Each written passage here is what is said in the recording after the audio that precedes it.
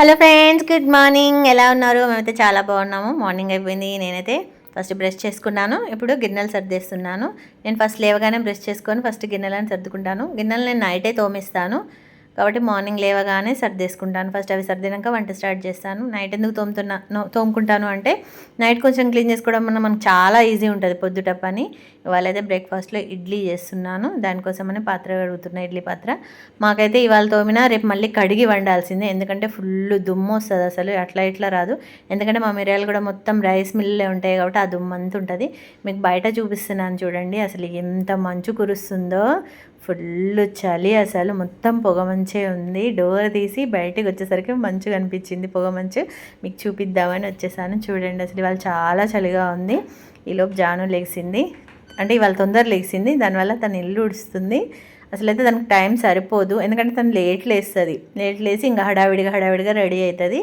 కాకపోతే ఇవాళ తొందర లేచింది కాబట్టి మమ్మీ నేను ఇల్లు ఉడిచేస్తాను, మేము వెళ్ళినాక నువ్వు ఇల్లు తుడుచుకో అంటే సరే అమ్మ ఉడ్చాను అన్నాను.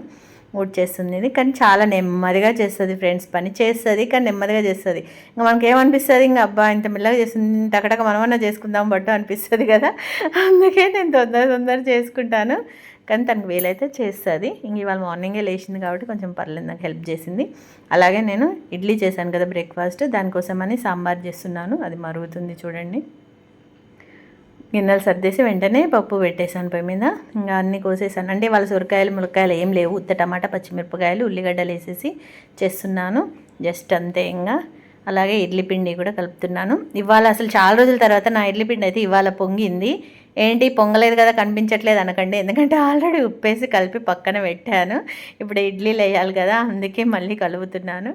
ఇడ్లీలు వేసేసుకుందాము. మా ఇడ్లీలు అయితే ఓ పెద్ద పాత్ర, ఒక టైంకి 19 వచ్చేస్తాయి ఇడ్లీలు మంచిగా, కాబట్టి మాకు సరిపోతుంది. ఒక్కసారి పెట్టేశానంటే ఇంకెవరైనా ఎక్కువ తక్కువ తింటారు, లేదు మిగిలితే ఇంకా కటోర్లో తీసి పెడితే మా వారు మధ్యాహ్నం లంచ్ టైంలో తింటారు. ఏమన్నా మిగిలి ఉంటే మార్నింగ్ టిఫిన్స్ దోశ వేసినా ఏ వేసినా తినను, అలాంటివి ఏమీ లేదు, తింటారు. కాబట్టి మిగిలిన ఏమనిపించదు. మేము 4 తిన్నా ఇంకా మిగులుతాయి కాబట్టి మా వారు తింటారు లంచ్కి వచ్చినప్పుడు. అందుకనేసి ఇంకొక టైంకి ఒక మొత్తం పెట్టేస్తాను. 3 వస్తాయి ప్లేట్లు, మంచిగా 19 వస్తాయి. ఇంకా వేసేసాక జానుకి ఇంకా టైం అయిపోయింది, తను రెడీ అవుతుంది. ఇంకా టైం కూడా అసలు లేదనేసి ఇంకా నేను తొందర తినిపిస్తున్నాను. అసలైతే తినను అంది, తినకుండా ఎట్లా వెళ్తావు అనేసి ఇక నేను తినిపిస్తున్నాను. చూడండి ఇక హడావిడి. మార్నింగ్ అయితే తనకి 8కే జానుకి కాలేజ్, అందుకే మాకు అసలు మార్నింగ్ ఫుల్ హడావిడిగా ఉంటాను, కొంచెం కూడా టైం ఉండదు. చూడండి లంచ్కి వచ్చేసింది జాను, ఎందుకంటే ఇవాళ బాక్స్ తీసుకెళ్ళలేదు, అందుకని లంచ్కి వచ్చింది. ఇంకా సాంబార్ చేశాను కదా, సాంబార్ నిమ్మకాయ పచ్చడి వేసి పెట్టాను. పాపడాలు ఎంచుతా అంటే వద్దులే మమ్మీ అని అన్నది. ఆమెకి నిమ్మకాయ పచ్చడి ఉంటే చాలు, ఇంకా పాపడాలతో ఏం పని లేదు. జాను అయినా అంత ఇంట్రెస్ట్గా ఏం తినదు పాపడాలు అవేం అంత ఇంట్రెస్ట్ ఉండదు ఆమెకి. మా అబ్బాయికి ఇష్టం, మళ్ళీ చాలా అంటే చాలా ఇష్టం. వాడికైతే ఉత్తగా ఫ్రై చేసి నూనెలు ఇచ్చినా కూడా తింటాడు.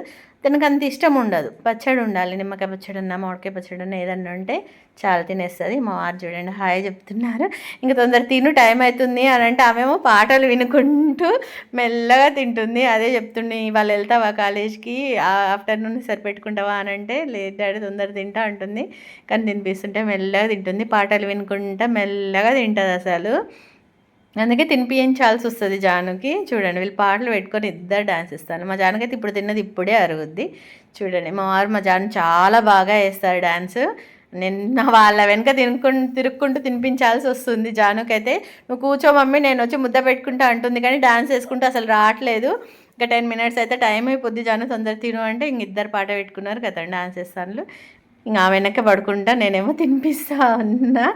జాను వాళ్ళ డాడీ బాగా వేస్తారు డాన్స్. మా వారు చిన్నప్పుడు కూడా ఫుల్ వేసేవాళ్ళంట. వాళ్ళ ఊరోళ్ళందరూ అది అంటారు, ఎక్కడ పెళ్ళి అయినా మీ వారు డాన్స్ వేసేవాళ్ళు, వీళ్ళు చేయించుకునేవాళ్ళు, బాగా వేస్తారు అని అంటారు. ఆయనలాగానే మా జాను కూడా బాగా వేస్తారు డాన్స్, అసలు సూపర్ అంటే సూపర్ వేస్తుంది.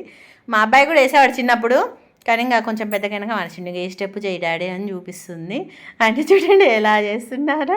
మా అబ్బాయి కొంచెం పెద్దగా అయినాక ఇంకా కొంచెం సిగ్గు అది ఇది అనేసి వేయడం మానేసిండు, ఇక మొత్తమే డ్యాన్స్ మర్చిపోయిండు. ఇంకా మా జాను మాత్రం వేస్తూనే ఉంటుంది, పాటలు కూడా బాగా పాడుద్ది జాను. చూడండి ఇద్దరు కలిసి ఎట్లా ఎంజాయ్ చేస్తున్నారు, ఒకటే డ్యాన్సులు. వీళ్ళ డ్యాన్స్ మాత్రం అయిపోవట్లేదు, ఎంతసేపు వేస్తారో అర్థం కావట్లేదు. తొందర తిను జాను టైం అవుతుంది అంటుంటే కూడా తినట్లేదు. ఓకేనా ఫ్రెండ్స్, ఇక బాయ్. వ్లాగ్ అయితే అయిపోయింది, సబ్స్క్రైబ్ చేసుకోండి.